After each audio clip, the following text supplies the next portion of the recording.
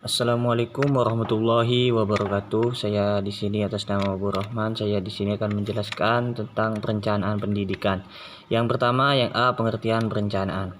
Perencanaan adalah suatu kegiatan untuk menetapkan aktivitas yang berhubungan dengan jawaban pertanyaan, yaitu 5W1H. Yang pertama, apa, yaitu atau what, yang akan dilakukan. Yang kedua, why, yaitu mengapa hal tersebut dilakukan. Yang ketiga, who, yaitu siapa yang melakukan. Yang keempat, where, di mana tempat melakukannya. When, yaitu kapan dilakukan. Dan yang terakhir, how, yaitu bagaimana melakukannya. Pertanyaan-pertanyaan tersebut berkaitan dengan tujuan-tujuan yang akan dirumuskan, teknik dan metode yang dipergunakan, dan sumber yang diberdayakan untuk mencapai tujuan tersebut.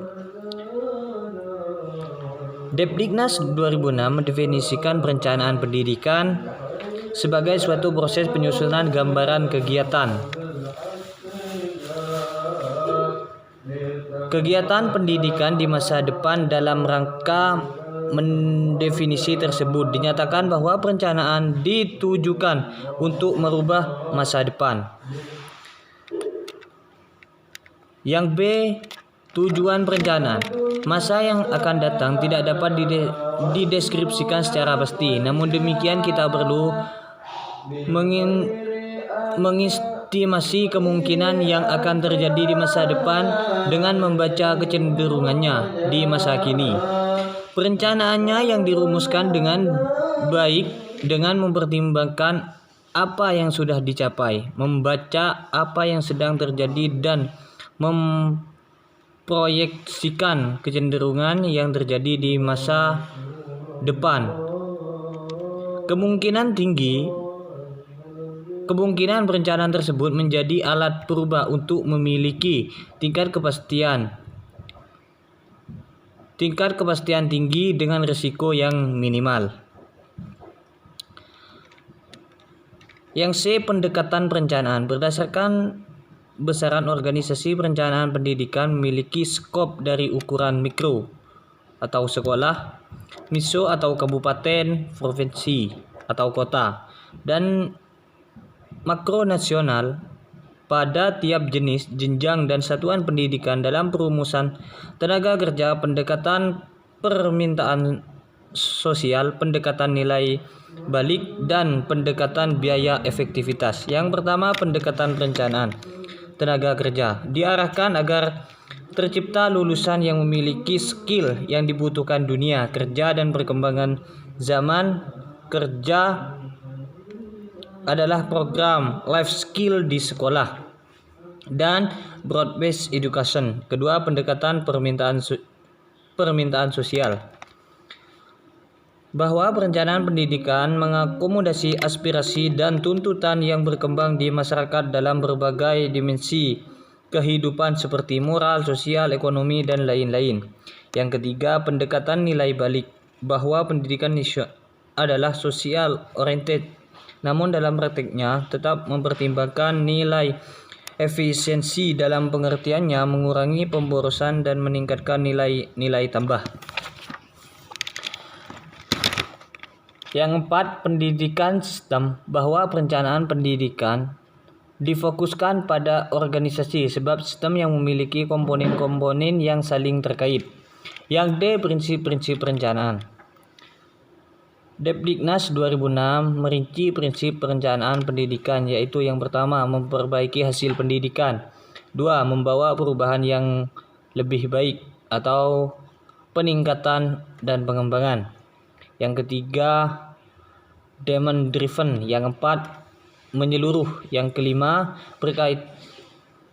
keterkaitan dengan RPS atau Rencana Pendidikan Dinas Provinsi, Renstrada, Repitada, dan sebagainya. Yang 6, partisipasi. Yang ketujuh, keterwakilan.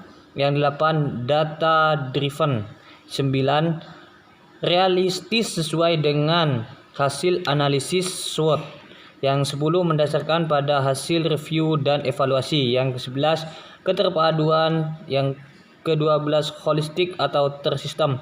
Yang ke-13 transparansi. Yang 14 keterkaitan serta kesepadanan dengan rencana-rencana instansi terkait.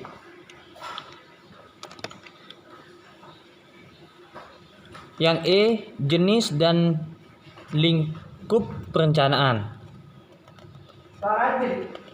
Jenis perencanaan menurut Johnstone adalah terdiri atas 7 orang lingkup. Yang pertama, perencanaan dimulai pada tingkat organisasi yang paling atas ke bawah. Kedua, perencanaan dimulai pada tingkat organisasi yang paling bawah ke atas. Diagonal horizontal planning. Yang 4, rolling plan. Yang 5, gabungan top down dan bottom up planning. Yang 6, perencanaan strategis. Yang 7, perencanaan operasional.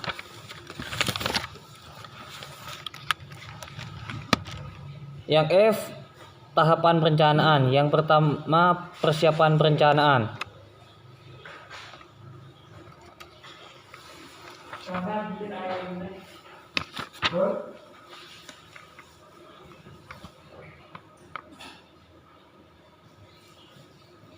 Yaitu tahap perencanaan, menentukan masalah perencanaan pendidikan, mencakup 1, gambaran ruang lingkup dan permasalahan. 2, mempelajari apa yang telah terjadi. Yang 3, menetapkan apa yang ada dan yang seharusnya ada. Yang keempat, sumber-sumber dan keterbatasannya. 5, mengembangkan bagian-bagian perencanaan dan prioritasnya. Mungkin hanya itu yang dapat saya sampaikan, kurang lebihnya mohon maaf. Wassalamualaikum warahmatullahi wabarakatuh.